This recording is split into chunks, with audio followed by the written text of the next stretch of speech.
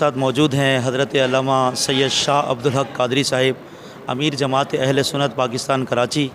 میں اے P news کے ناظرین کے لیے حضرت سے گزارش کروں گا کہ میلاد النبی صلی اللہ علیہ وسلم کا پروگرام دیں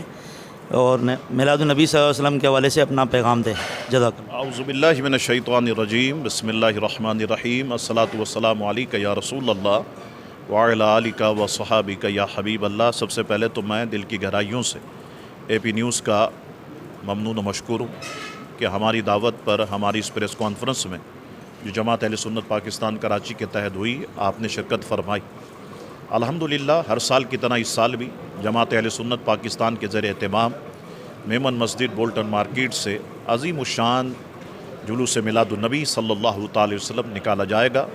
جس میں کثیر تعداد میں علماء اہل سنت، مشائخ اہل سنت اور عوام اہل سنت کی شرکت ہوگی،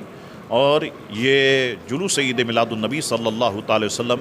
مرحبا یا مصطفیٰ کی صداؤں میں، درود پاک کی صداؤں میں انشاءاللہ تبارک و تعالی ایم جناح روڈ سے ہوتا ہوا نشتر پارک پہنچے گا، اور وہاں پر یہ جلوس اختتام پذیر ہوگا، اور پھر وہاں نشتر پارک میں عظیم الشان میلاد مصطفیٰ صلی اللہ علیہ وسلم کانفرنس کا انعقاد ہوگا، جس سے قائدین جماعت اہل سنت اور دیگر اہل سنت و جماعت کی جو تنظیمات ہیں ان کے قائدین خطاب فرمائیں گے۔ عوام کا ایک یقیناً ایک ہجوم ہوتا ہے نشتر پارک کے اندر اور لوگ انتظار کرتے ہیں، تو الحمدللہ ہر سال کی طرح اس سال بھی یہ سارے معاملات پیار محبت کے ساتھ، خوش اسلوبی کے ساتھ پائے تکمیل تک پہنچیں گے۔ میں یہاں پر میں حکومت کے لوگوں سے کہنا چاہتا ہوں، اداروں سے کہنا چاہتا ہوں کہ کراچی کے حالات واقعتاً سینسٹیو ہیں،